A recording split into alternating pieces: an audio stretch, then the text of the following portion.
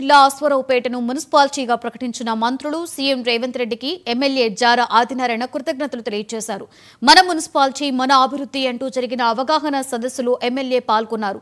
అశ్వరావుపేట, పేరాయిగూడెం, గుర్రాల చెరువు పంచాయతీలను కలిపి కొత్త మున్సిపాలిటీగా జీవో జారీ అయింది. ఈ నేపథ్యంలో ప్రజలకు అవగాహన కల్పించేందుకు సమావేశం నిర్వహించినట్లుగా ఎమ్మెల్యే ఆదినారాయణ చెప్పారు. ఈ కార్యక్రమంలో మండల స్థాయి నాయకులు, అఖిలపక్ష నాయకులు, అధికారులు పాల్గొన్నారు.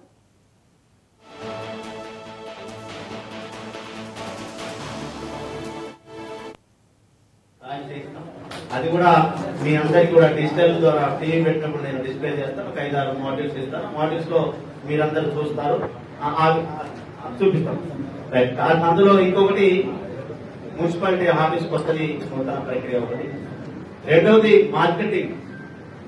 మనం చికెన్ నాన్ వెజ్ ఎక్కడ ఉండాలి, వెజ్ ఎక్కడ ఉండాలి, ఇవన్నీ ఎక్కడెక్కడ ఉండాలనేది ఒకటి ప్లానింగ్ ఉంది. తర్వాత ఈ అశ్వరావుపేటలో మున్సిపాలిటీ ఎంత ల్యాండ్ ఉందో కూడా రిక్వైర్ చేసినాం. ల్యాండ్కి అయితే ఇబ్బంది ఏం లేదు. ల్యాండ్ అన్ని కూడా దగ్గర తీసుకుని పెట్టినాం. అన్ని రకాలు కూడా దాన్ని క్రోడీకరించినాం, అన్ని తీసుకున్నాం. మార్కెటింగ్ తర్వాత 3వ అంశం దొంతికొండ చెరువు. దాన్ని కూడా ఒక మినీ ట్యాంక్ బండ్ చేయాలని స్థాపన ఇందులో ఒకటి చేయాలి. ఈ 3 అంశాల్లో జరిగిన తర్వాత ఇంకా మనం కొత్త ప్రాతిపదికన ఇంకా మన ఏదైతే మున్సిపాలిటీ అయిందో ఇప్పుడు ఏదైతే మనం డ్రైన్ పెడుతున్నామో ఆ డ్రైన్ అన్ని కూడా వాకింగ్ టైల్స్ పెడతా ఉన్నాం.